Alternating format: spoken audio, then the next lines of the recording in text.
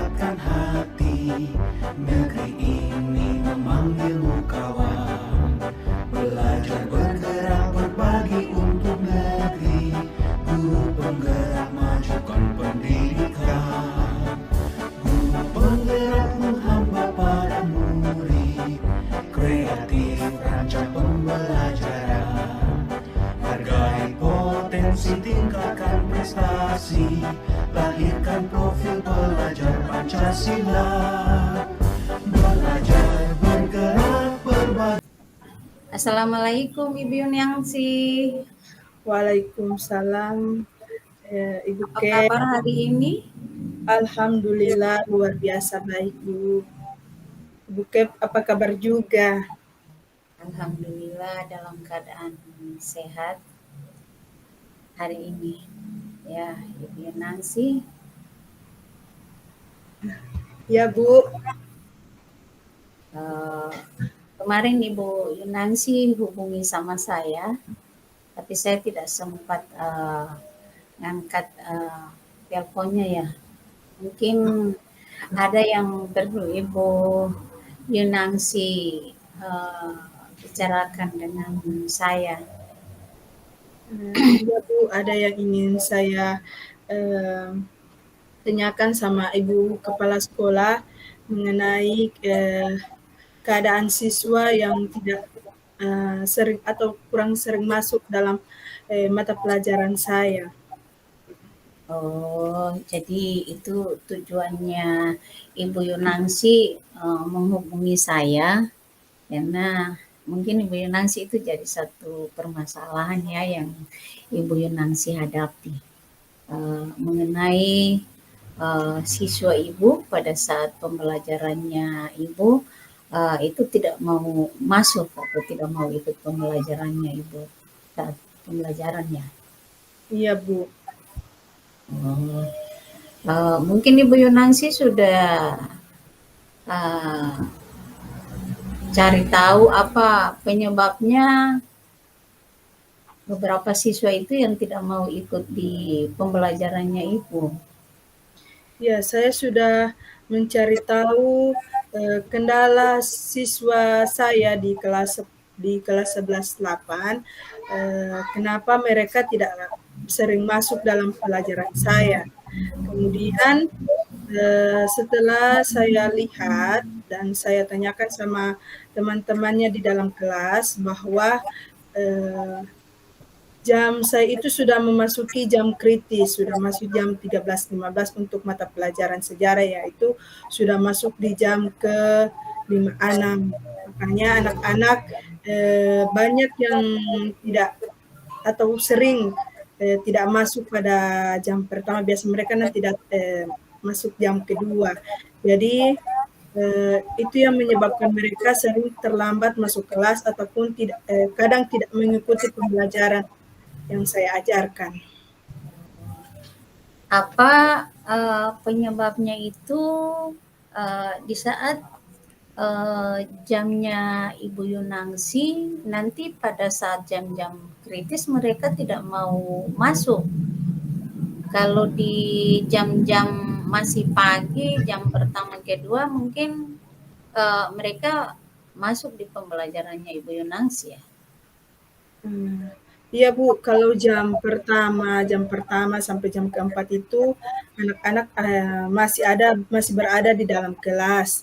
Tapi hampir seluruh guru mata pelajaran yang memasuki jam kritis itu mereka mengeluh anak-anak sudah bosan atau sudah malas masuk ke kelas. Oh, jadi itu penyebab utamanya ya. Ya. Jadi bukan hanya di mata pelajarannya Ibu, tetapi juga ada beberapa mata pelajaran kalau sudah di jam-jam ke-6, ke-7 itu sampai jam terakhir mereka kadang tidak mau ikut pembelajaran. Iya, Bu Ket. Oh, iya. Kalau memang kita lihat pada jam-jam ke-6 itu sampai di jam ke-8 itu memang jam-jam yang memang kritis. Banyak anak-anak yang merasa ngantuk, ada yang merasakan lapar, sehingga ini mungkin juga jadi pemicu utama anak-anak ini, mereka tidak mau masuk lagi ke pembelajaran di jam-jam terakhir.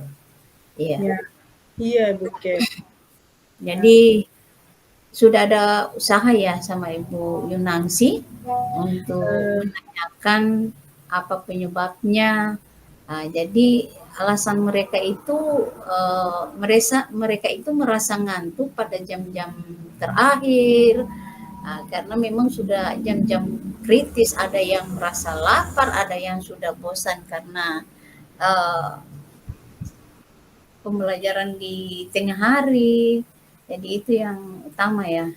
Itu Ibu Yunangsi alami itu sudah berapa kali ini siswanya tidak tidak masuk di pembelajarannya Ibu? Ya Bu, saya sudah alami sudah 3 kali pertemuan. Ini sudah memasuki 4 kali pertemuan. Oh, jadi sudah. Sehingga saya datang kepada Ibu Kep menanyakan bagaimana tindak lanjut yang akan saya ambil. Oh iya. Mungkin saya bisa berbagi sama Ibu Yunangsi. Saya juga mengalami hal yang sama. Saya juga kan di mata pelajaran IPA itu dapat jam di jam-jam terakhir itu, jam ke-7, ke-8 sampai jam ke-9. Itu saya juga mengalaminya, tapi waktu itu saya merubah desain pembelajaran terutama untuk menyiapkan media pembelajaran yang bisa menarik atau yang bisa menyenangkan pada anak-anak. Jadi dibawa seperti pada mereka itu bermain, tetapi mereka itu belajar. Sehingganya di saat jam berikutnya saya lihat mereka sudah tertarik, bahkan mereka sudah menunggu saya. Yang biasanya mereka sudah tidak ada lagi di ruangan di saat pembelajaran saya di jam-jam kritis itu, tapi dengan adanya media pembelajaran yang saya siapkan, yang menarik, yang menyenangkan itu, saya bawa ke kayak bermain begitu, jadi mereka jadi tertarik. Begitu juga saya biasanya kalau berikan kuis itu, berikan hadiah sama anak-anak supaya mereka itu bisa tertarik. Jadi itu pengalaman saya kalau saya punya jam di jam-jam kritis. Memang itu kita alami semua kalau kita di guru di saat berikan jam terakhir. Dari Ibu Yunangsi sendiri mungkin sudah ada tindak lanjutnya untuk bisa anak-anak ini bisa berminat kembali di pembelajaran di saat jam-jam kritis. Iya. Ya, tindak lanjut saya yaitu berarti saya akan merubah proses pembelajaran dalam kelas, yaitu dengan mendesain pelajaran yang lebih menyenangkan untuk agar siswa tertarik untuk masuk di dalam kelas pada saat proses pembelajaran yang saya ajarkan. Media pembelajarannya itu didesain sebagaimana mungkin itu bisa menarik anak-anak. Dan juga saya tambahkan mungkin juga Ibu Yunangsi selain menyiapkan media pembelajaran yang bisa menarik pada anak-anak, itu bisa berkolaborasi dengan wali kelasnya. Kalau mungkin juga bisa berkolaborasi dengan orang tua siswa tersebut supaya mereka itu ada dorongan baik dari wali kelasnya, dari orang tuanya. Itu juga salah satu yang bisa kita ambil untuk memotivasi minat belajar anak-anak pada jam-jam kritis. Iya Bu, saya juga sudah mengambil langkah untuk sudah menyampaikan sama guru BK agar kiranya guru BK bisa memberikan bimbingan atau arahan kepada siswa tersebut. Iya. kayak penerapan segitiga restitusi itu kan kita tanyakan apa ini mungkin dari adanya keyakinan kelas, adanya penerapan segitiga restitusi, mungkin dari situ anak-anak itu bisa ada kesadaran diri, ada tanggung jawab sehingganya Ibu Yunansi itu bisa memposisikan diri sebagai manajer dalam pembelajaran. Gitu. Iya, iya betul. Yunansi. Saya Iya, sudah berusaha untuk jadi guru yang menyenangkan di dalam kelas. iya. Jadi perasaan Ibu Yunansi sekarang bagaimana ya setelah kita berbincang-bincang mengenai masalah yang Ibu Yunansi hadapi, apakah Ibu Yunansi sudah ada merasa gimana ya dengan perbincangan kita sekarang ini? Alhamdulillah saya sudah merasa lega di mana Ibu Kep sudah memberikan arahan atau motivasi kepada saya untuk lebih giat lagi untuk mendesain bagaimana media pembelajaran di dalam kelas itu sangat menyenangkan atau sangat siswa tertarik dengan pembelajaran saya di dalam kelas. Iya, alhamdulillah Ibu Yunansi sudah merasa senang, sudah ada perasaan lega, tidak ada lagi yang berkecamuk di pikiran Ibu, memikirkan ini anak-anak yang tidak mau, tidak berminat pada pembelajaran di jam-jam kritis. Alhamdulillah, insya Allah ini bisa Ibu Yunansi terapkan dan bisa berhasil supaya mereka juga tidak ketinggalan materi pembelajaran, karena kalau anak-anak itu ketinggalan juga dengan materi pembelajaran, kita sendiri juga yang akan kewalahan di saat mereka menghadapi ujian semester. Ya. Iya, Jadi saya kira demikian dari saya. Mungkin harapan dari Ibu Yunansi dari adanya perbincangan kita bagaimana harapannya ke depan? Harapannya saya berharap anak-anak bisa berubah agar bisa masuk kelas pada saat proses pembelajaran nanti. Karena itu sangat merugikan mereka pada saat mereka tidak masuk di dalam kelas. Alhamdulillah, insya Allah harapan Ibu Nancy ini bisa terwujud. Dan karena juga saya masih ada pekerjaan lain, saya mohon maaf, dan Ibu Nancy jangan segan-segan untuk bisa menghubungi saya, bisa ngobrol kalau ada masalah yang bisa dihadapi, insya Allah kita bisa pecahkan bersama. Saya kira demikian ya Ibu Nancy. Iya. Jadi mungkin tidak ada lagi yang perlu kita obrolin, maka pertemuan kita pada siang hari ini kita sampaikan dulu di sini, dan saya ucapkan terima kasih. Wassalamualaikum warahmatullahi wabarakatuh. Waalaikumsalam warahmatullahi wabarakatuh.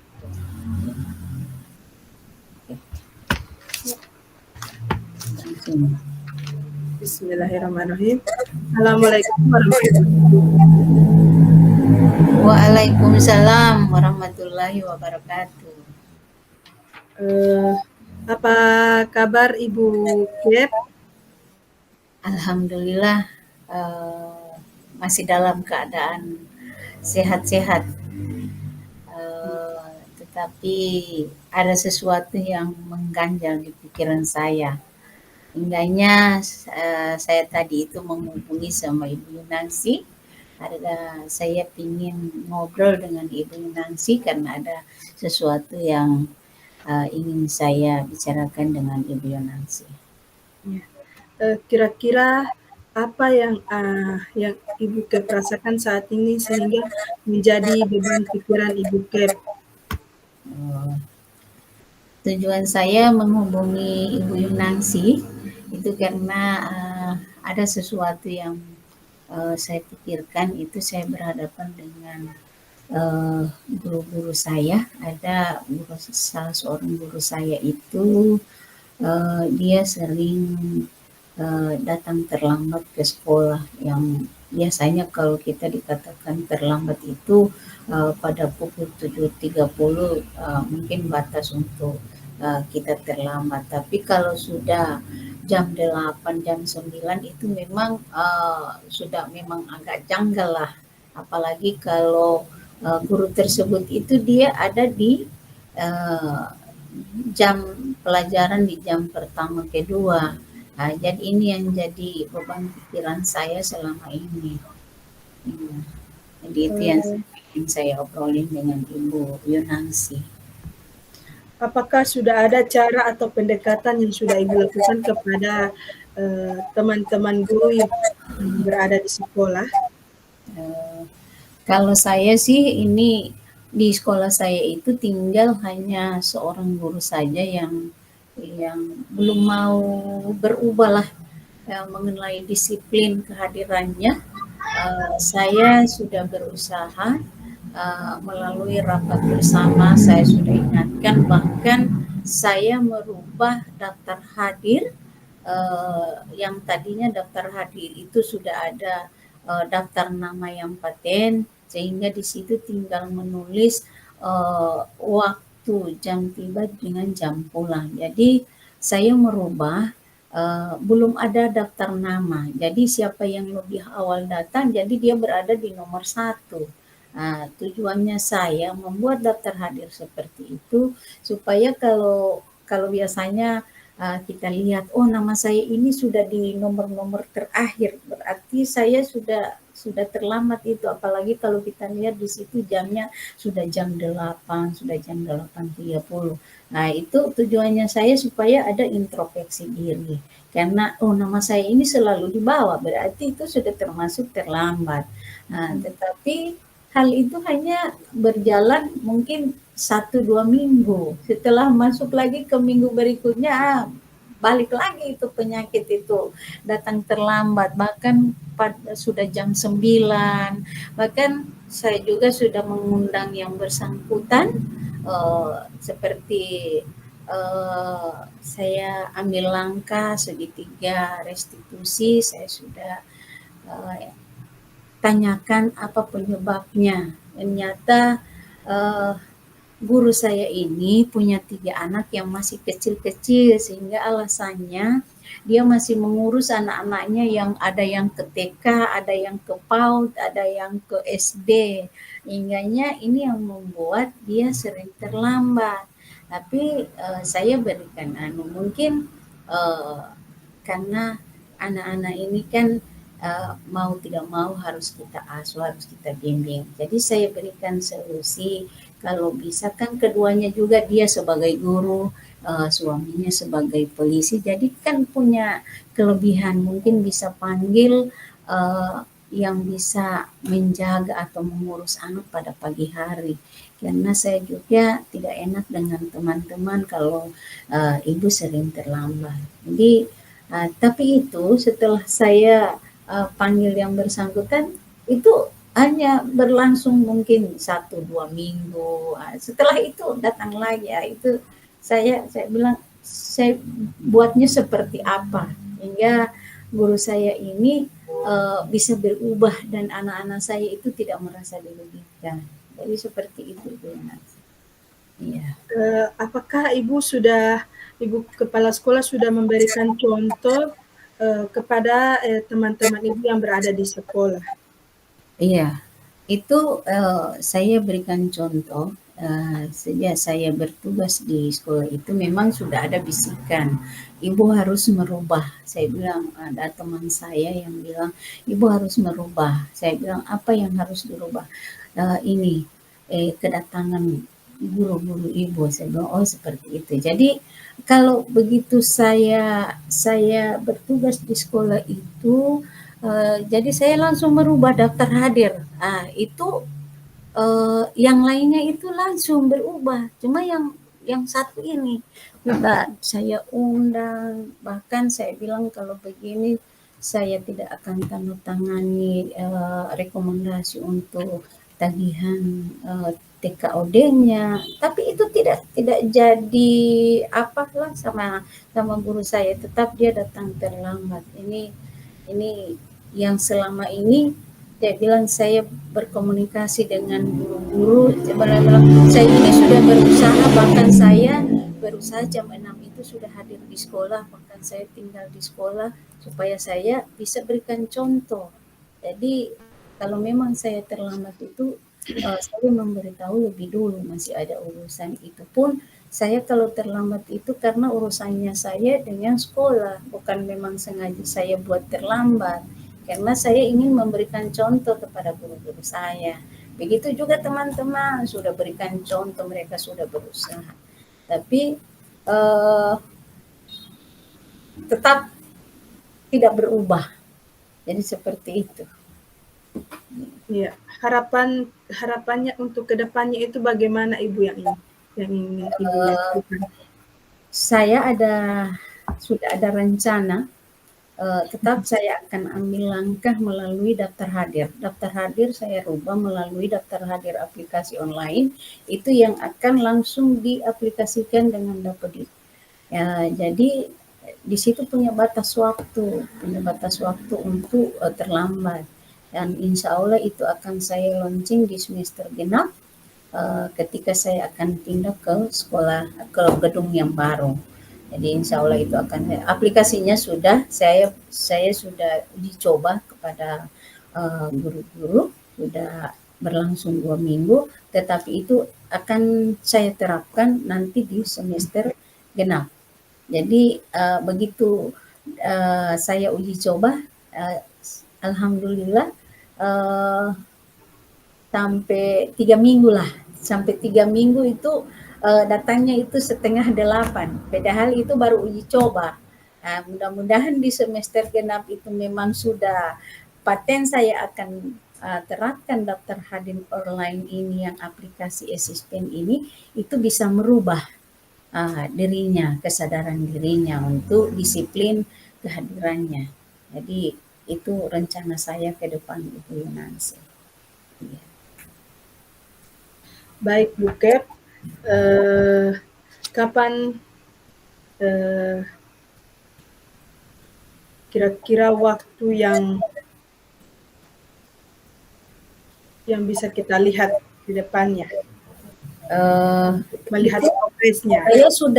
Saya sudah uji coba dari minggu kemarin, dan masuk ke minggu ini sudah masuk minggu kedua. Saya lihat di minggu kemarin itu, alhamdulillah itu selama 5 hari ada datang, ada yang 7:30, ada yang datang cuma sampai di jam 8. Sudah tidak ada selama 5 hari itu, tidak ada lagi yang 8:30, sudah paling anunya itu jam 8. Dari 5 hari itu 3 hari dia sudah hadir di sekolah, ada 7:15 hari Senin, baru lainnya di 7:30. Baru yang 2 harinya itu dia memang beritahu di grup dia agak terlambat, tapi terlambatnya itu sampai di jam 8. Karena tadi saya tidak ke sekolah, masih ada kegiatan di kabupaten, jadi saya tidak pantau apakah dia datangnya jam berapa. Seperti itu. Mudah-mudahan ini dan itu akan berlangsung secara paten aplikasi online ini, daftar hadir asisten ini, itu saya akan terapkan di semester genap. Insya Allah di bulan Januari nanti 2024. Jadi itu. Insya Allah ke depan Ibu Kep atau kita semua yang berada di dalam sekolah ini bisa melihat progres ke depannya nanti. Iya, jadi itu rencana saya ke depan, Bu Yunansi. Ya, apakah masih adakah beban yang ada di pikiran Ibu Kepala Sekolah untuk saat ini? Alhamdulillah saya dengan berbincang-bincang sama Ibu Yunansi sudah bisa merasakan agak lega, sudah agak ringan ini pikiran, karena beban sebagai seorang kepala sekolah itu bukan hanya memikirkan gurunya, tetapi semuanya itu dipikirkan, dari siswanya, bangunannya, sarana, ini yang dipikirkan oleh kepala sekolah. Malah saya tersita waktu ini hanya memikirkan satu orang guru yang bermasalah. Alhamdulillah hari ini saya berbincang-bincang dengan Ibu Nancy, sudah ada ide yang masuk, Dan mudah-mudahan harapan saya juga insya Allah ke depan ini guru saya bisa berubah sadar akan sebagai tanggung jawab dia sebagai seorang pendidik. Jadi seperti itu ya. Insya Allah kita bisa berdoa bersama Bu untuk kemajuan sekolah kita. Ya. Terima kasih Bu Kep sudah bersedia untuk mau berbagi apa yang Ibu pikirkan untuk mengembangkan sekolah ini. Sekian. Ya, terima kasih Bu Yunangsi atas bantuan ide yang sudah diberikan, sudah mau diajak ngobrol dengan saya. Mudah-mudahan ini menjadi satu motivasi untuk saya bagaimana saya menanamkan tanggung jawab kepada guru-guru saya, sehingganya guru-guru saya itu akan sadar mengenai tanggung jawab, terutama mengenai disiplin kehadiran, karena itu memang kewajiban kita sebagai seorang PNS. Jadi saya kira demikian. Ya, terima kasih ya Ibu Yunangsi. Insya Allah sama-sama Bu Kep. Ketemu kembali. Ya, sekian. Assalamualaikum warahmatullahi wabarakatuh. Waalaikumsalam warahmatullahi wabarakatuh.